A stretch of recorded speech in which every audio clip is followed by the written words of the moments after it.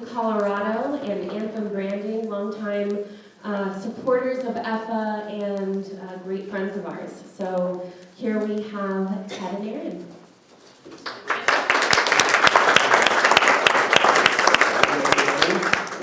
Thanks for coming out. EFA, amazing organization. Anthem's really proud to be involved in it.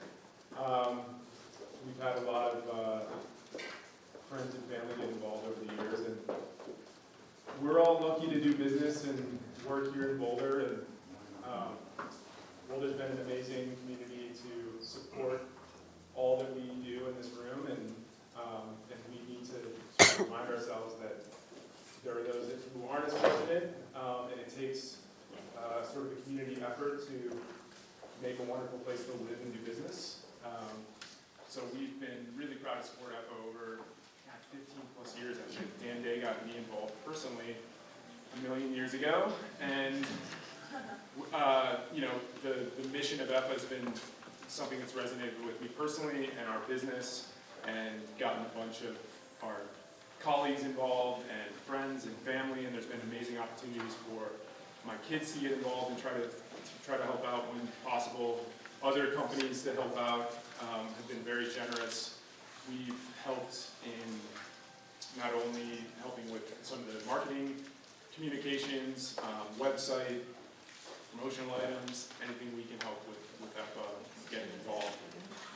Brought other agencies in the mix, thanks to Match Marketing Group taking point on our Boulder Block Party again this year, where we're getting the agencies community here in Boulder to throw a big soiree where all the proceeds are donated to EFA, so that's been great.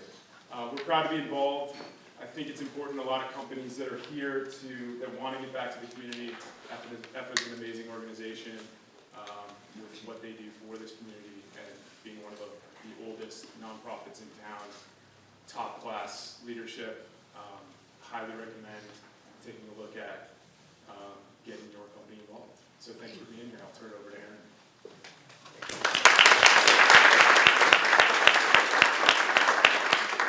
Good morning, everybody. My name is Aaron Spear, and I'm with Community Banks of Colorado. I want to thank you very much for taking time out of your day to be here. I'd also like to thank all the staff of EFA who helped put this event on. Julie, thank you for your leadership. Ashley, Sarah, thank you for all your hard work and putting this event on. And the Rembrandt Yard, all the folks here helping us host this breakfast, so thank you. When I think about EFA, I always think of the kids. I just have to. I got two little kids at home, and my wife does a tremendous job helping raise them, and I always think about what it would be like to be homeless in the situation that, and it shocks me, 500 kids in BVSD today are in some stage of homelessness, couch surfing with friends or family, living out of their car, and trying to get their homework done. I just can't imagine what that would be like as a parent. But ultimately, my heart goes out to the parents who have to take the decisions. They clearly don't have the resources, they usually don't have the skills. And I think what EFA does is tremendous in that regard. I'm thinking about one of our participants who came to EFA with her husband and her family, young children, if I remember correctly. And they were there was a job loss, they were in a stage of homelessness. And one of the caseworkers picked up on something and decided that it'd be a good idea to separate the husband and the wife and kind of talk to them separately. And as it turns out, there was some abuse going on in the relationship, and the caseworkers were able to pick up on that and try to encourage the mom to join one of the programs called the JUMP program, which is an employment program that EFA has recently taken on. And through that program, and through the skills that she learned in that program, she was able to get an internship and then transition to a job, and was ultimately able to find herself in a situation outside of that relationship. And the kids are now in a stable situation and doing well. And when I think about EFA, I think about the kids, but it's the parents, and it's the programs that EFA does that are so meaningful to giving not a hand out, but a hand up. And that's really why I enjoy working for EFA. So Thank you for being here today, learning a little bit more about what we do, and of course, thank you for your support.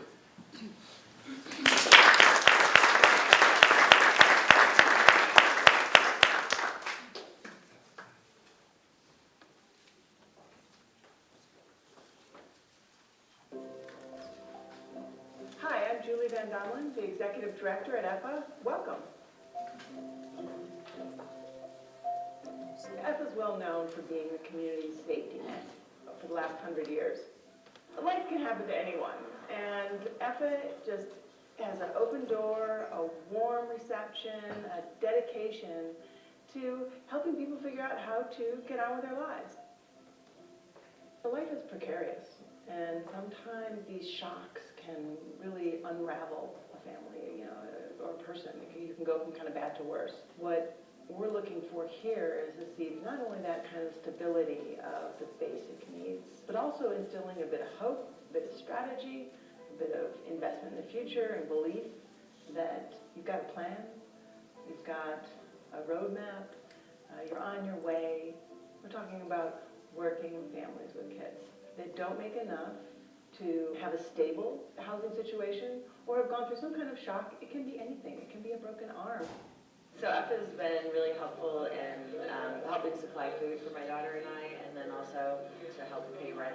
Then I was in between work and then learned about the job program too, which has been really helpful. Without EFA, I feel like I would be homeless really right now. I don't know how I would have made ends meet a couple of months that they helped me out, but I really needed it. Being in EFA's transitional housing definitely makes it so that we can reach our goals significantly faster and become self-sufficient. Before we moved into this house, he was actually not talking at all. Like, he had maybe 5 words that he would say, and now being so much more stable, he talks so much, can have conversations, and it's really amazing. Having this home, especially here in this neighborhood, makes it much easier to maintain a stable home environment. Not only helping us to have a home now, but it's helping us to have a home in the future. What I feel good about, when I go to bed at night, about my involvement at EFA, was the kindnesses that we showed to people and the tangible help we provided the families with these young kids and giving those kids a chance to go forward in life. And that's really, in my mind, represents the magic that EFA creates for the community.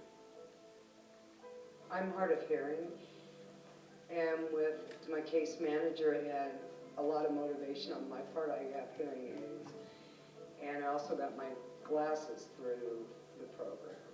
But to me, the emotional support I get when I come here is bigger than even the food. 31 years ago, I was a recipient of emergency family assistance. It's humbling for me to tell this quick story, but I was out of money, out of gas, out of food, and they had turned off my water. My 5-year-old daughter was asking me for a drink. So I said to a friend, where would I go? She suggested emergency family assistance. I went down. They gave me a bag of groceries, turned on my water. They gave me $25 for gas. And that was it for me. It made all the difference in my life. I was out of options, and EFA was a place for me to go. A lot of the folks that are coming in, have never had to ask for help before. And if you put yourself in that place and try to imagine coming in and talk to a bunch of strangers about the fact that you're unable to keep a roof over your kid's head or you can't feed your family, that's not the most pleasant image in the world for you. And so we've always, at EFA, tried to really kind of help people be as okay as they can. One of the things that I hear over and over as I'm out and about in the community talking with folks is how well known and how well respected EFA is as a nonprofit in our community. Being here for 100 years and doing the same work while working to expand services to meet our community's needs is just incredible, and people really see that and it resonates with them. You know, it really does take a community to address that. Issues like poverty and homelessness and insecurity that our low-income households face. And EFA doesn't do it alone and can't do it alone. The one topic that is easy for everybody to come together on is family. I have one dear friend who came over and he handed me an envelope for $150,000. He said, hey, my wife and I talked about it, and I was going to retire in 2 years, and we thought about what EFA needs and what it means to the town. And, I like my job, so I figure I'll just work for a couple of years. Thank you. And he just walked out. You know, it's really wonderful to give to EFA and know that I'm helping people that were just like me in this community, in Boulder. In a way, it would be nice if we could put ourselves out of business. And then you would know that everybody would be getting what they need, but that's not happening and probably never will happen. So it's a good feeling to know that we're helping the community and the people, our clients, really appreciate it. So when I think about EFA kind of past, present, and future, it came out of the community, right? As what history shows with faith, community, and business pulling together. When we go forward, it's going to have to continue to be owned and really be part of the core fabric of our community in order to meet these needs that are coming EFA's way in the future. Happy 100th birthday, EFA. Happy birthday, EFA! Happy birthday, I'm on your 100th anniversary. Happy birthday, EFA. Can you say happy birthday? Thank you for being around for 100 years. I can't imagine the number of people you have helped. It's amazing.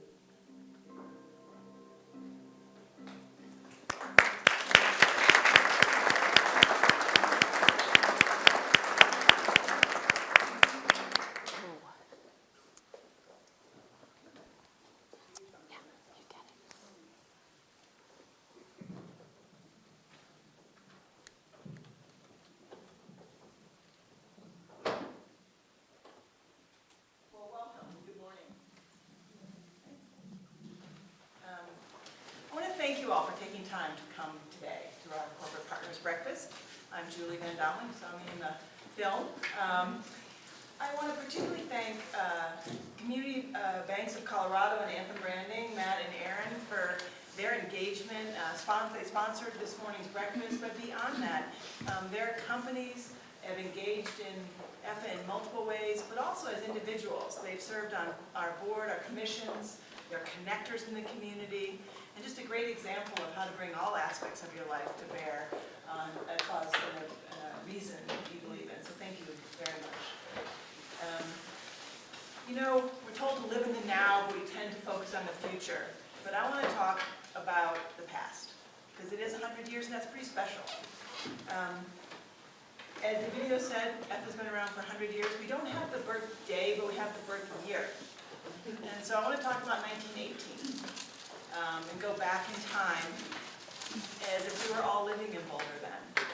There would have only been 10,000 of us in the city of Boulder, 30,000 in the county. That's 1/10 of what it is today. What was going on? Boom and bust in our mining communities. That's what drew a lot of people to Boulder. The gold, the tungsten, the silver. And in that cycle created mining accidents and widows and orphans, and there's a constant need of things going on in the community. But 1918 was special in a positive and negative way. And 1918 was the year of the Spanish flu. I didn't know anything about the Spanish flu except the name. I thought it was in Spain and Europe. I looked into it. And 650,000 Americans died. 25% of the population was affected in this country. It decimated small towns and cities across Colorado. There were 50 cases in Nederland at the time. 8,000 people died in Colorado and 45,000 people were affected in a small population state at the time.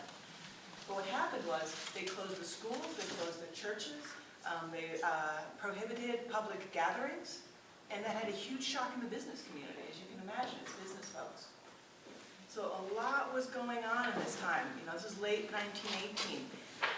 World War II ended, celebrations at the end of 1918. It also meant the agricultural prices that had been propped up during the war plummeted, and a bushel of wheat in Longmont went from $4 to $1.25. Imagine that was your sales. You know, we are a shock-prone species and living in a shock-prone world. And that was the birth story of EFA. In 1918, it was a time when neighbors came together to step in and help their neighbors. It was concerned citizens, the faith community, and the Colorado Association of Women's Clubs came together and they formed what was called then the Social Service Child Welfare Association of Boulder. No acronym, long name, I'm not sure how they did that in a marketing sense, but it was first run by a woman named Helen Fisher. She was a member of the Boulder's Women Club. And I'm going to start with her words, because in 1972, in an oral history project, she was interviewed about her life in Boulder by Josie Heath. So these paths continue of people that step up for the community.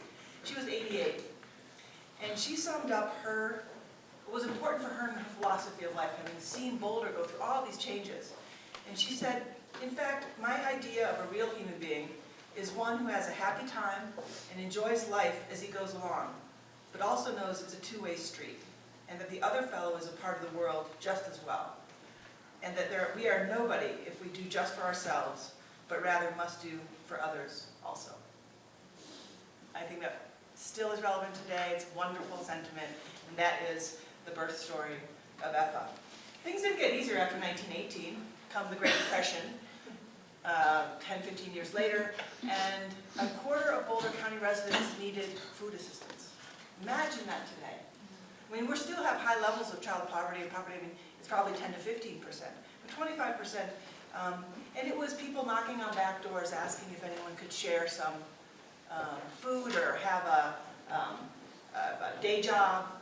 And so we've seen these difficult moments pass through our county. But there's also been positive things. There was a population boom of 50,000 people in 1950 to 250,000 50 years later.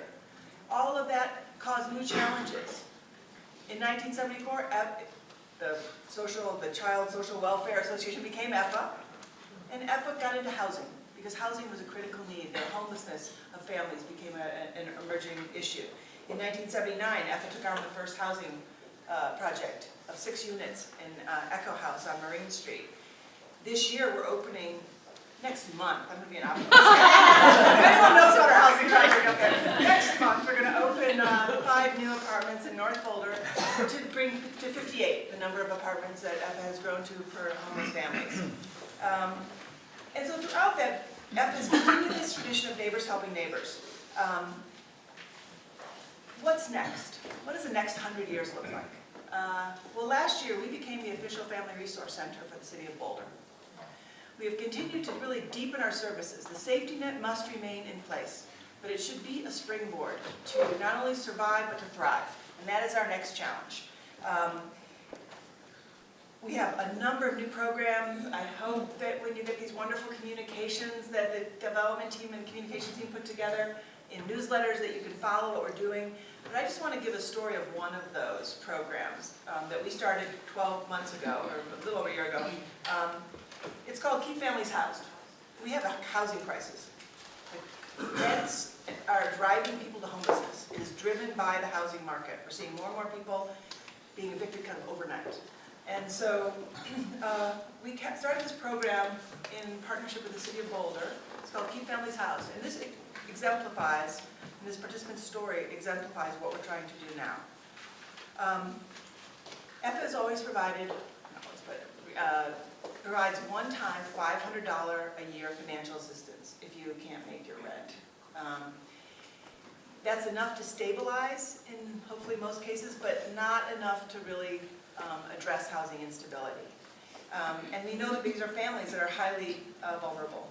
So with our new program, it expands that to 2 more times during the year for $500, but the second and third payments are contingent on investments in the family and children in the family. Children must have seen a doctor and a dentist in the last year, and the parent must have gone to 1 session of financial counseling, and those kinds of requirements. I want to introduce you to Jane. We disguise people's name, we'll call her Jane. She came to EFA on the verge of being evicted. She managed to keep her life together, provide for her special needs son, with help from child support from her ex-husband, and be able to invest in her education and had a plan. Her husband became ill and couldn't make child support payments for 6 months. And that's all it took for her to be just about ready to be living in her car with a special needs son. She came to EFA and said, well, there's this program, Keep Families Housed. It was able to keep her in her house, but that financial counseling led to a rescheduling of her student debt, which was choking her from half of her salary to $30 a month. And that made all the difference. Her son went to the dentist for the first time. That's one of the leading causes of kids missing school. So not only did she help stabilize in the way EFA always has, but it really helped some structural changes that mean that she's going to be okay for a long time. And that is what we mean by using a safety net as a springboard and going from surviving to thriving families, and building family resilience. And we have lots of new ideas on how to do that. We thank you for your engagement in helping us do that. And so I just want to raise a coffee, water, juice, toast to the next 100 years of EFA. I forgot to bring a glass. And I want to thank the business community for being part of that tradition. Really, you are a core part of this story, and thank you.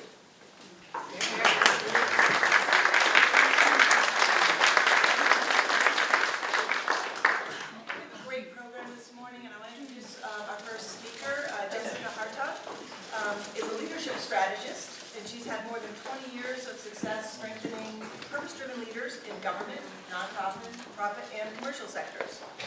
She's the founder and CEO of a leadership development firm, Integrated Work Strategies, based in Boulder, and an expert at peer-to-peer learning events, all kinds of things that are of interest to both nonprofits and businesses. She's a regular contributor to Conscious Company magazine, and she's just about to publish her first book, congratulations, entitled The Third Paycheck, Transform Your Life at Work. So I want us to welcome Jessica. Thank you so much. It really is a pleasure to be here. Good morning.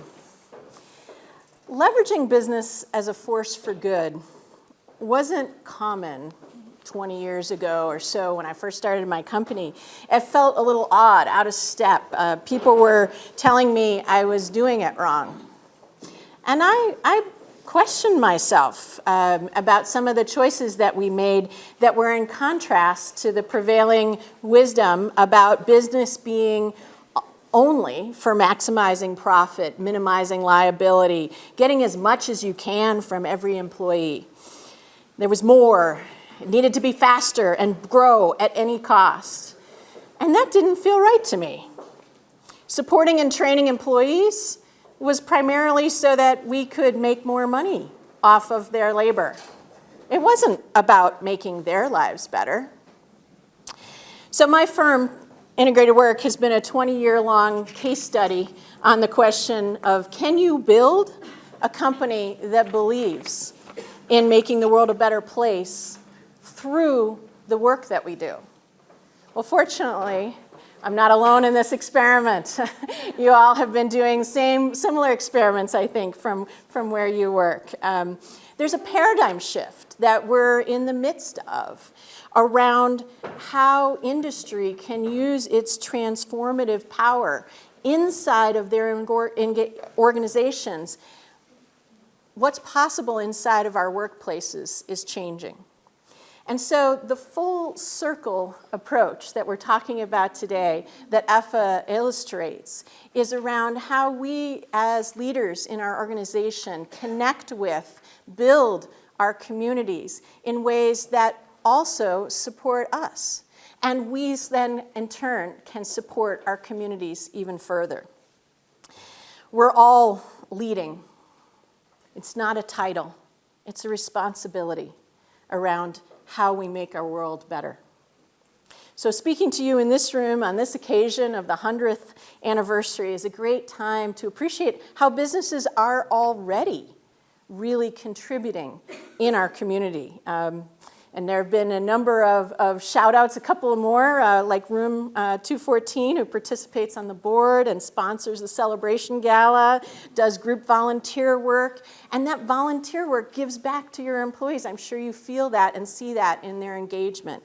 And Anthem Branding, McGuckin Hardware, so much support that you've offered, the financial support, the in-kind, and this is the way we roll. These are examples of leadership without the walls, without the hierarchy, leadership that builds our community and our world. All of you here are proving exactly that leveraging the resources of business to support the community in which we all live and breathe isn't a fad.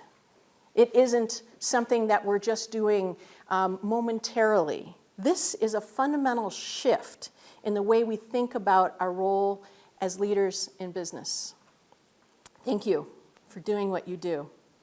Thank you for supporting EFA and for your employees and the support that you're providing them, the example you're providing them of the kind of leadership that's possible. Since my first role as a manager, I believed in growing people through work. Just kind of grew up that way. But my commitment has deepened over time.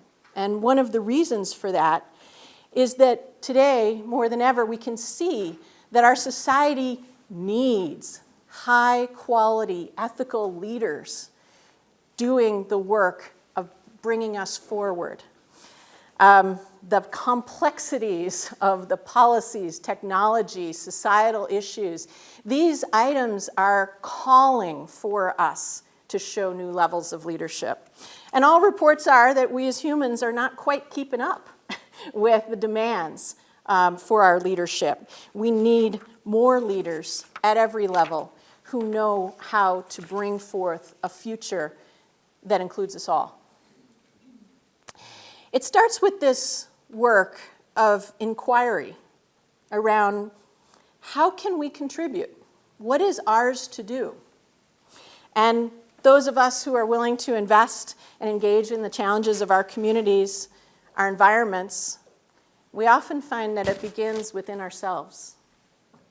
Helping mission-driven leaders become more strategic, think more, be able to act in their best interest of their organizations has been my focus at work. And what I've learned is that who we are being, is part of what grows when we confront the limits of our leadership. And this happens again and again in my professional contexts, but also I'd like to share with you a personal context, a challenge that was laid before me, because sometimes those mindset shifts that are needed to happen first, before the behavior changes, before the results change. Those are the things that allow us to create more positive influence. So when my son was in 5th grade, he was struggling, as were many of his friends. I live in unincorporated Boulder County, and this is in a Boulder school. But they didn't feel involved or engaged. They didn't feel hopeful. They were bored. They were more interested in being on their devices than reading books. And they weren't sportsy and weren't involved in the groups. And the classroom was big, and they were getting lost. And they didn't have any team interactions. And I know from the work that you do and I do in the workplaces, learning how to be a part of a team is critical. So I really thought about, they weren't even aware that something more was possible.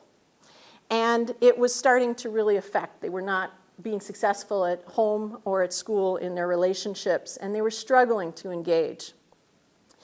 Now, I'm in the business of developing our leaders. These are our future leaders.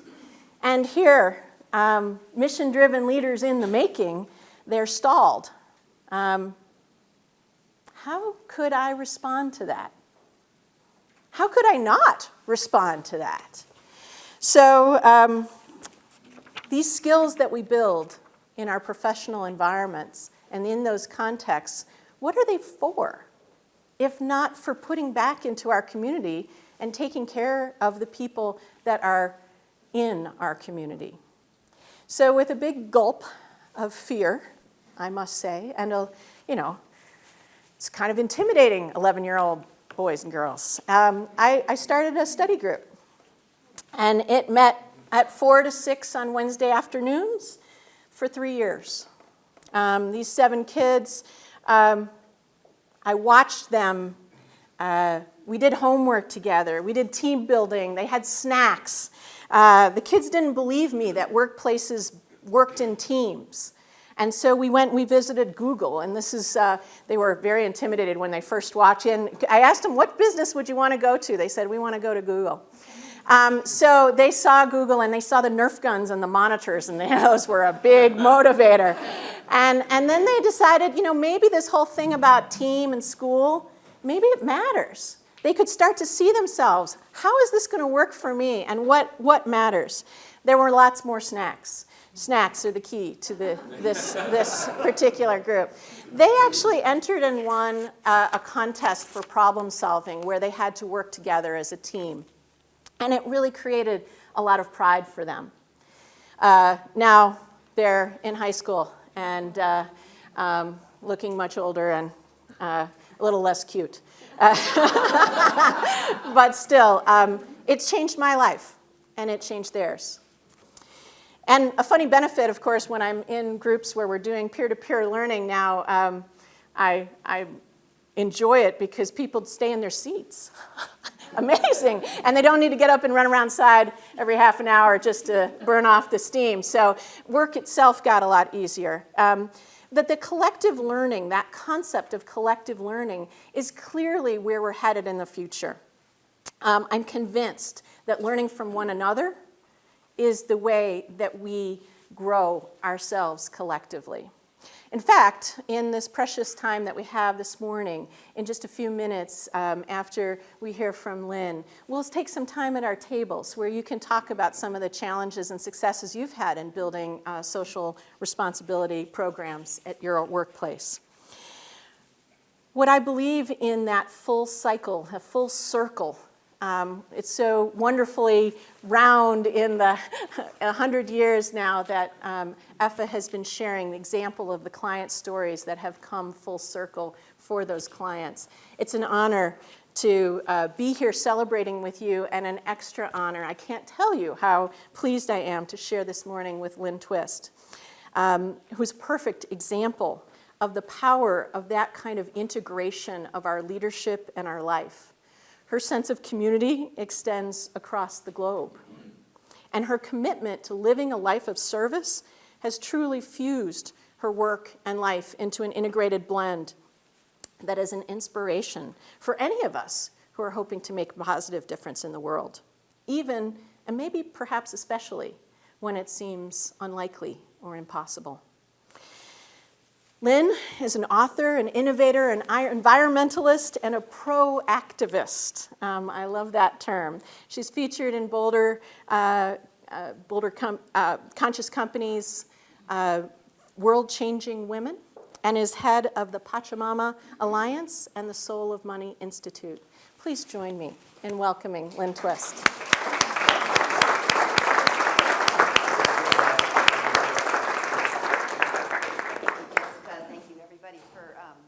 Including me in this beautiful, beautiful breakfast and 100-year celebration. I'm from San Francisco. I'm not from Boulder, so I'm an out-of-towner who is here to do a couple events for the Pachamama Alliance, the organization that I co-founded with my husband and another man named John Perkins.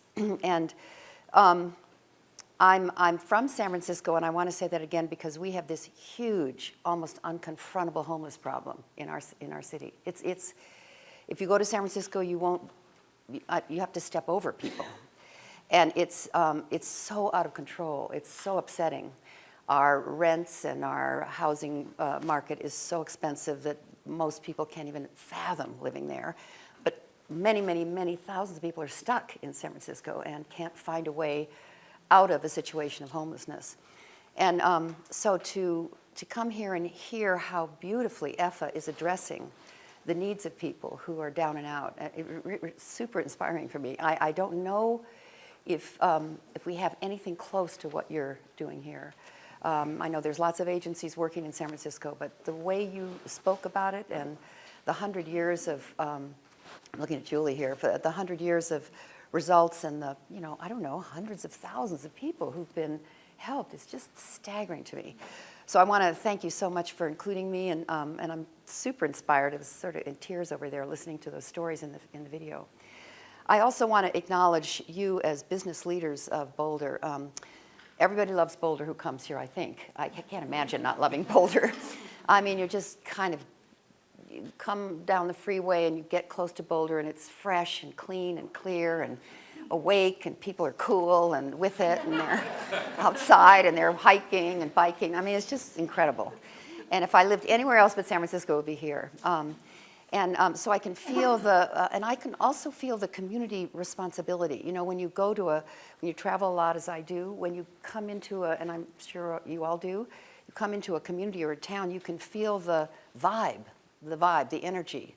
And this is a community. It's not like transients are here, There's people here who really care, and I'm sure it's as a result of the businesses that you lead, that you really care about your community and you can feel it. And I want to thank you for that too. And to be at a breakfast where you're being acknowledged and celebrated for the contributions you're making financially and otherwise to helping people who aren't in the position of fortunate and blessed lives that you have really says something about who you are. As a pro-activist, as Jessica said, I call myself a pro-activist, an activist for, not against. That's what that means. But not naively stepping over what's in between me and the world that I'm standing for. In fact, when you focus on what you're standing for rather than what you're against, you're much more effective in what's in the way. You don't make it wrong, you don't attack it, you skillfully dismantle it. And the work that we do with Pachamama Alliance is rooted in the Amazon rainforest. I'm here today to do an event tonight at the Star House. For those of you who know about the Star House, you're all welcome to come, where we'll look at the work we do in the Amazon rainforest, which is the source of the Pachamama Alliance. The word Pachamama means Mother Earth, and it's an alliance between indigenous peoples of the Amazon and conscious, committed people in the modern world like all of you for the sustainability of life. And what I've learned from indigenous people is, I realized I wanted to tell you this here today. Indigenous peoples of the Amazon, or indigenous peoples everywhere probably, they have an ethic that the highest good is the community. If the community is healthy, then everyone in the community will be healthy. In the modern world, our ethic is more about individuation. We're more about individuating and often sometimes at the expense of the community. I'm not accusing you of that, but that's the kind of modern world society, that's the way civilization kind of evolved. Indigenous people can't even imagine not being individuating at the expense of their community. And we've learned a great deal from indigenous people in that way. And so this commitment that I have to really make the world work for everyone with no one and nothing left out, pretty big commitment, has given me the opportunity to really hold as community all of life, everyone everywhere, to live in a way that everyone has an opportunity for a healthy and productive life. And when you do that, when you have that commitment, and I can feel it in this room, you develop yourself and your company in service of something larger than your personal mission or your personal or your company's goals. You develop in service of something larger. And when you stand for something way larger than your own life, as Mahatma Gandhi did, as Martin Luther King did, as many of the great leaders today that we admire do, you develop yourself in service of something rather than to be just a better person. And that forces, if I can put it that way, or encourages a kind of evolutionary leap, not just for you, but for the society in which you're living. And Boulder is a very progressive, very awake, very remarkable community that I deeply admire. And I can feel that the growth and development of people's vision for themselves and their community and for the world here is in service of something larger than your own life starring you. And I just want to thank you for that. I also want to acknowledge, which we all know now, the largest institution on earth is not governments anymore. It's business. It's business. Business is bigger worldwide and more powerful than the largest institutions that we've relied on before, like the church or government. And so with that comes a special responsibility, a deeper responsibility than I think business has ever had before. And that deeper responsibility to not only have the bottom line be what you want it to be, and not only have you make sure you're not damaging the natural world on which we all depend, but also that you uplift the entire society with your work, in the way you serve, in the way you work, in the way you employ, in the way you train and develop your people. And I can feel, just, you know, I haven't really met almost anybody here, but you know how you can feel what's going on? I can feel that you are people who are up to that. And after 100 years of EFA, I'm so glad there's a acronym or whatever you call that, because I couldn't pronounce, I mean, not that I couldn't pronounce, I couldn't remember Emergency Family. I love it that it's called EFA, thank you very much. I was trying to remember that this morning. Well, I remember which word comes first and second and third and fourth. To realize that this has been going for 100 years, that's just like staggering, just staggering. It means that it's supported by the community, and the community is EFA. I can feel that community spirit. And then I wanted to say just a couple more things, that I've always been a person who gravitated towards suffering. I know that sounds kind of weird, but I've always looked for where, you know, maybe where I could help, but more I'm not afraid of suffering. I worked with Mother Teresa in India when I was working on ending world hunger, and I was drawn to go to the leprosy center with her, where most people don't want to go there because it's confronting. People don't have fingers and toes. Their face is eaten off by the disease. But for me, that was, you know, I wanted to go there. That was where I was drawn. And I say that because when you are willing to face and engage with another person's suffering, it creates a depth in your own humanity that expands your capacity for a full life for yourself, but also your capacity for joy. And it's not why you should do it, but it's an incredible outcome. The women and men that I've worked with in ending world hunger over these years in Africa and Asia, and Julie and I were talking about the opportunities that we've had globally. She used to work for the World Bank and lived in Bolivia and Ethiopia, and I know those countries well. Being with people who are, you could say, in many ways, we call them less fortunate or less resourced than we are, you discover the kind of strength and resilience and determination and depth of humanity that is available to you and available to them through partnering with them. And when there is an opportunity to celebrate, if you're in Ethiopia and you see people celebrate, they can celebrate. I mean, whoo, mamma mia. And it's almost as if we are willing to open ourselves to the suffering, it gives us a capacity in the continuum of life for greater joy in our own lives, and really, really serves us. And then finally, I just want to thank you for being people who've chosen to make a difference with your life, with your money, with what you're blessed with your employees, with your businesses, and more than that, with your life. I think there's nothing more powerful, and I think people want this more than anything, and they maybe don't know it until they get a little taste of it, is to make a difference with your life, with your money, with your time, with your energy, with who you are.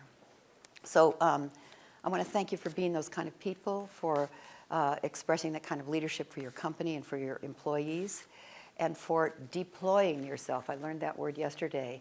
How are we deployed, not employed? How are we deploying the resources we have? How are we deploying ourselves? How are we really making our mark? Really making our mark. And let's have the next 100 years be 3 times, 5 times, 10 times, 100 times more glorious and more powerful than this mere first 100 years of EFA. Thank you so much for including me.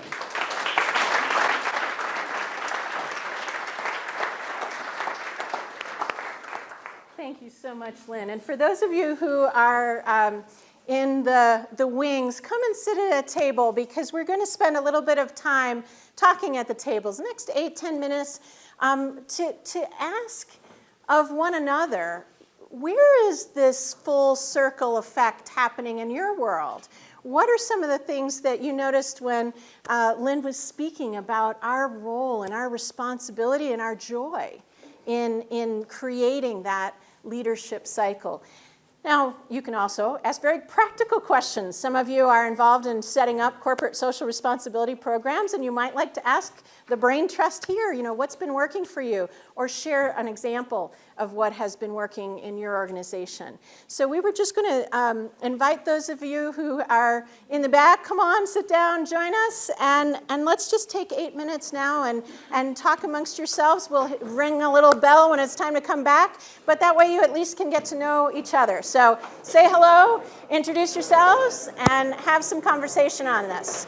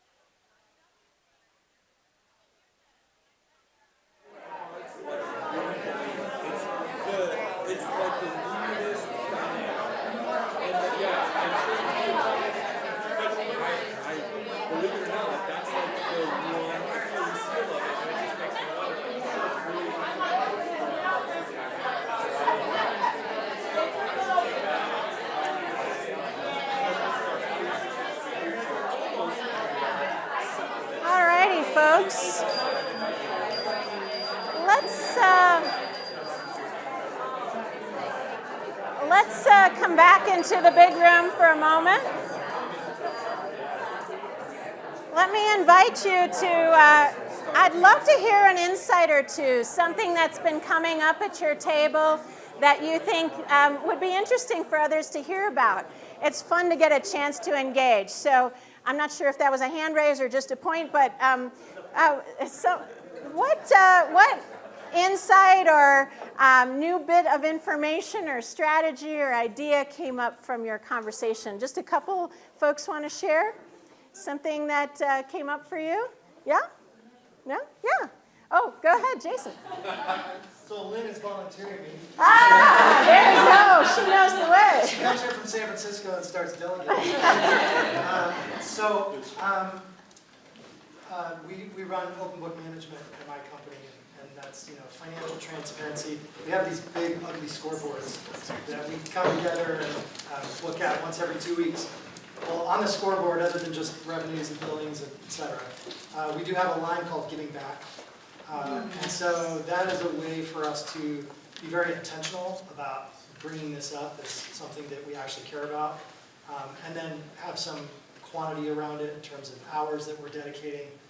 There's a very specific plan around it, events that we'll mention, and we'll not only plan, but we'll forecast, say, are we following our plan, and then even tracking what is actually happening. Fabulous. You can really see that integration in your business. It shows it to everyone. It's right there on the line, you know. Wonderful. Thank you for that great example.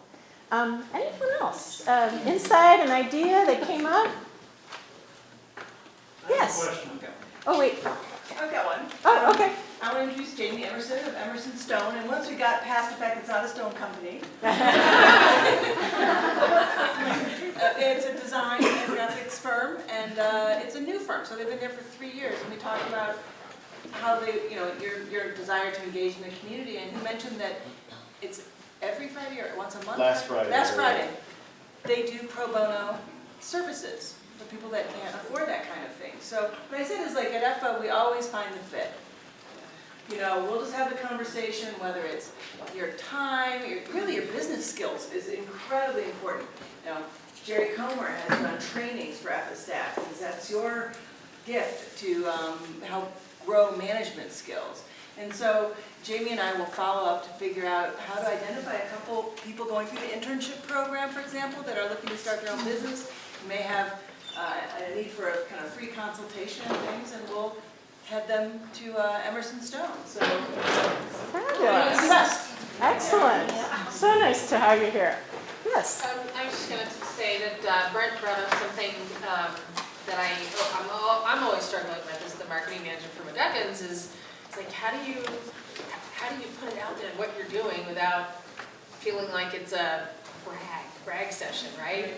And in my head, I'm going, brag away. But I have to be sensitive to the fact that it's a struggle. Like, you know, my kids will just say, well, hashtag humble brag, Mom. Okay, I did. But, you know, there's something to, you know, do we cross that? It's not an easy thing to do, right? And we've all got to inquire into it every time we think about it. I mean, if you follow McGuckins, you know, we have no problems. There's nothing humble about our bragging. We just brag because it's just consistent with who we are. But I guess it's just the insight for me is that each and every one of us have to look within to see what it is you want to reveal. Yes. You know, like, are you doing it for props and accolades? Are you doing it because it's the right thing to do? And to be honest, every time we throw up that photo of whoever we rounded up for or whatever, it is a, you know, there's 3 of us that look and relook. We look at the picture, we look at the post, and we're consciously trying to make sure that the message is true to us. So, and it's not easy. I mean, we do a lot, but it's not easy. So, beautifully said. Thank you so much. And very I good. just riff off that. Yeah. I'm actually the development director.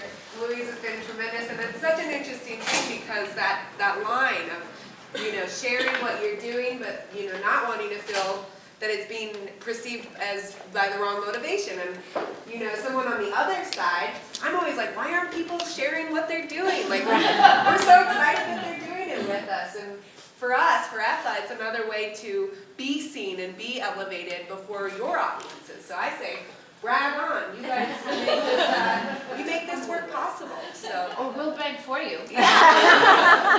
Even better, even better. Excellent. Was there any other comment? Did you have a comment you wanted to make? No, I had a question. Oh, okay. I'm just curious. So I've had a corporate life and now a consulting life, and the corporate life included Litton and Texas Instruments. Texas Instruments had a United Way program that's going back a ways. The other companies did not. I'm just curious, how many companies of the probably thousands here in Boulder County actually wind up doing something like what Jason is doing, what McGuckins is doing? Do you have any idea? What On the a percentage? basis? Yeah, I don't know. You know, I've been interested in identifying the conscious companies of Boulder County, and if we think about conscious company, there's a lot of different ways you could define that. And one of the ways that I would define it is using the business as a force for good, and that can mean a lot of different things for different organizations, and some of them are very invested in the community, others in a broader community or a particular topic area. So I would love to know the percentage, but my guess is that Hire Here, this is known, nationally and perhaps internationally as a sort of a seat of that kind of thinking. And so certainly our reputation is that way. Whether or not it's earned, I don't have the data. But thanks, it's a great question, and I think it does speak to how we leverage where we are in relation to the support that we can give one another as we explore how to do this well. It's not something that there's a whole prescription for. And one of the things that I was really asked to do is make sure that I was providing a tool. Not only a great conversation with your colleagues and some inspirational ideas, but something very specific. And I'd like to share this very simple, unassuming tool with you because it's something that I've found to be very effective for myself and my clients. When we're being deliberate in how we choose to leverage our work as a source of positive influence in the world, we approach it from deliberate development in how we translate the challenges, adversities, issues that our organizations are facing, the personnel challenges, the talent management, the environment, the industry changes, and how do we turn that into growth and development that starts with ourselves. This little cycle is really a simple model that I've used both as a diagnostic tool and a way of showing how we are all connected and can support one another. When we're helping others develop, don't we find that we bump right up against our own developmental edges? Like we notice that, don't we? So on the awareness side, think back to a time when you had a professional growth spurt. You kind of grew up another level in your professional acumen or savvy. How did that happen? There was probably something that increased your awareness. Because prior to us being aware there's nothing to grow because we're not even aware that there's a gap. But perhaps someone came to you and pointed something out, gave you some feedback. Perhaps the circumstance called for something other than what you'd already built in terms of skills. When we have an awareness of the gap, that kicks off this cycle of development at work. And when we help someone build skills, or if we try and help someone build skills before they're aware, how well does that go? Not very well, because when you're trying to get someone to build skills but they're not aware that they need them, it seems very irrelevant. It's like me trying to get 11-year-olds to understand the importance of teamwork. So once people become aware, then the question is, are we willing? So when we become willing, and we can't do everything, right? So willingness is a clarification of what's really important now. And a lack of willingness often sounds like, I know I should, but, and then there's this big long litany of things that we're going to do instead or not going to do or excuses why we can't. So how do you address that in a workplace? Well, when you're trying to build awareness, it's a very non-judgmental observation. You're trying to show someone, hey, there's a gap here, just want you to be aware. When you're trying to build willingness, there's a sense of needing to talk about the cost benefits. What is the cost of the current way of addressing it? And so as a leader in an organization, sometimes we're identifying those. What is the resistance to making this shift? And how can we encourage small steps? Sometimes that's not very effective in my world, and I have to instead go a different angle on willingness. And I think that actually this has a lot more power, is we ask folks to imagine what is it like on the other side? What is it like afterwards? And then we move towards that purpose. And that creates a willingness to do things that no amount of cost or pain or discussion about what we won't do is going to get at. So that becomes that purpose that drives us. We're willing because there's something greater that we care about.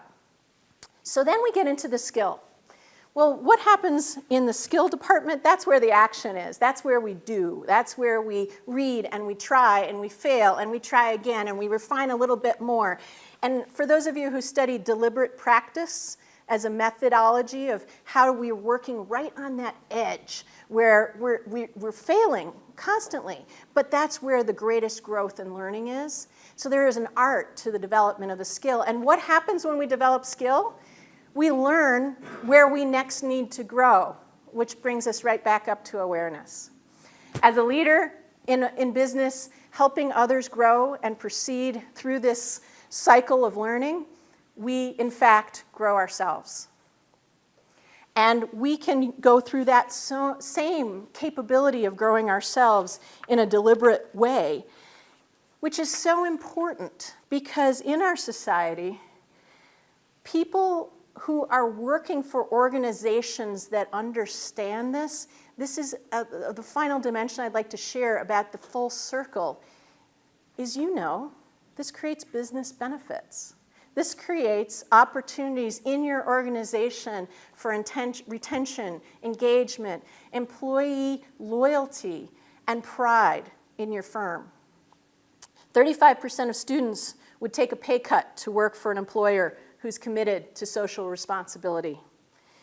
Development that matters to our communities matters to our employees. It increases retention. Studies have found that volunteer work not only is something people benefit from, it actually provides the best leadership development. Well, for someone who's in the field of leadership development, I have to say, I can't disagree with that.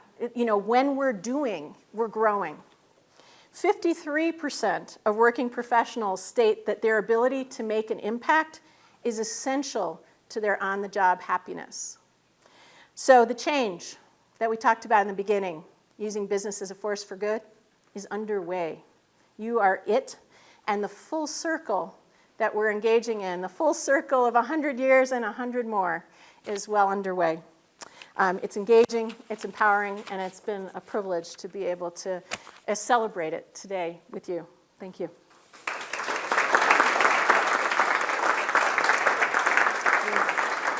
Back to you, Sarah. Well, first and foremost, thank you all so much for being here this morning. I know that getting up a little extra early maybe for a lot of you, I know it was extra early for me, is a big ask, and it means a lot that you were able to be here with us today.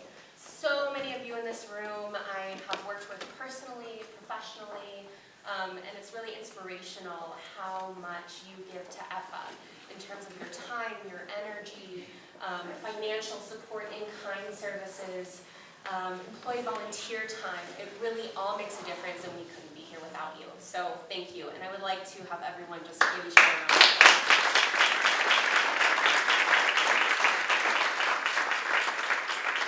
I'd also again like to thank our sponsors, Community Banks of Colorado and Anthem Branding. It is a privilege to be able to work with you all in so many capacities. Thank you for making this breakfast happen today.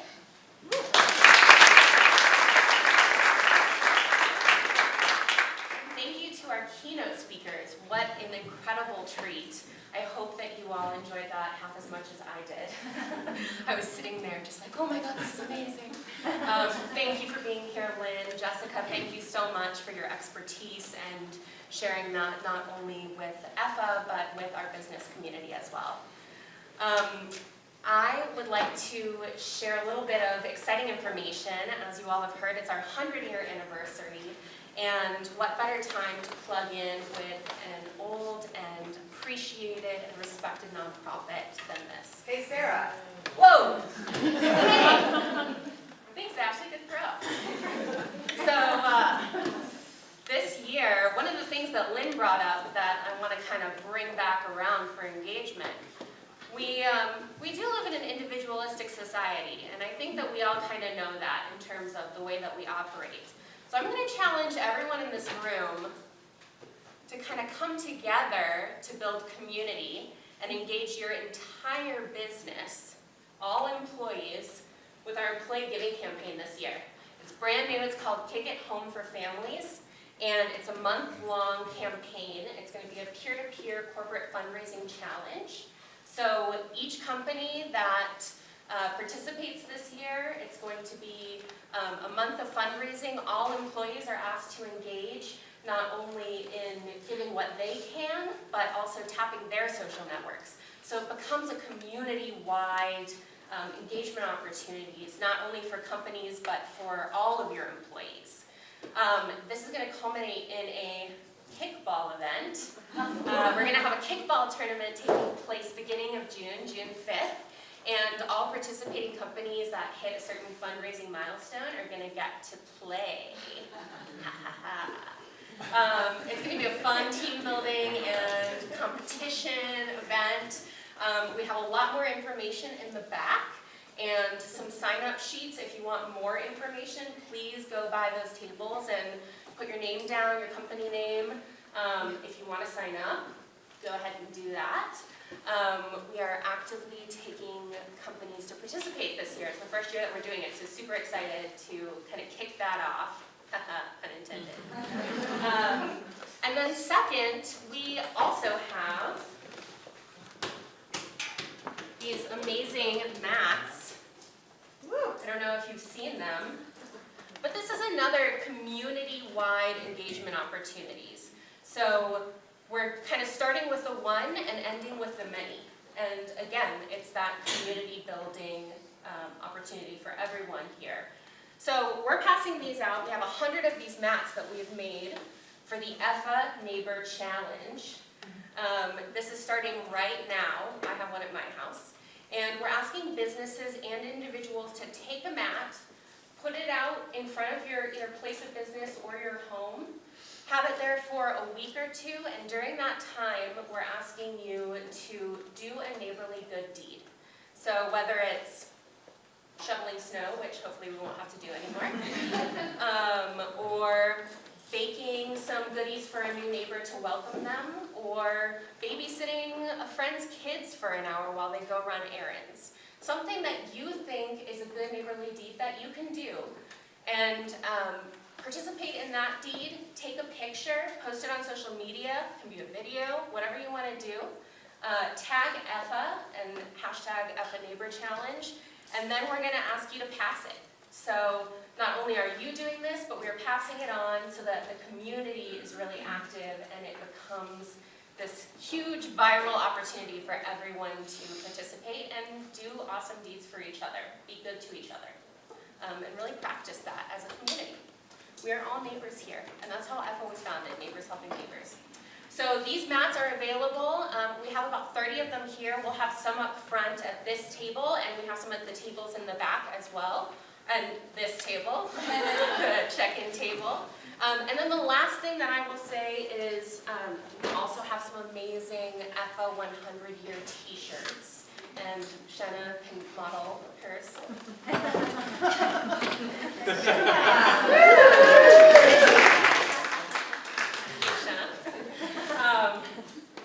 And we have those at the front table as well. So please feel free to pick one up on your way out. Wear it out in public, not just as pajamas, so that everyone can see how wonderful they are and how you support EFA. And they're also available for purchase at McGuckins for other people in the community. There you go. And the proceeds, we're not going to profit off it. The proceeds, be awkward. So the proceeds of the shirts will go back to EFA. And we don't have the doorman saying, because the first thing you're going to say is, well, I don't want to give this away, but feel free, because you can also, you'll be able to purchase the mats at McGuckins as well, and same deal, we're not going to profit off of them. We just needed to create a place where these things were accessible, because I can't get to EFA in the middle of the day. You know, a weekend might work out better, so just feel free. Another way that McGuckins is plugging in, I love it. We also have some wonderful swag on the tables. We've got some EFA pop sockets.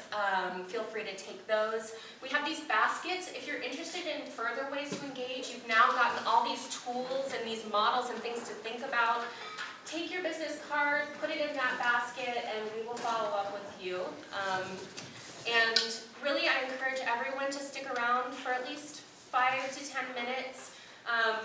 talk to your neighbors here, go visit our tables in the back, check out the kickball tournament and campaign, get a mat, get a t-shirt, but really take this information and take your enthusiasm that you now have and really figure out your tangible way that you're going to plug in. Again, thank you all so much for being here. We are so, so happy to be able to work with such a wonderful and supportive business community and look forward to all of the wonderful opportunities that come this year. Thank you.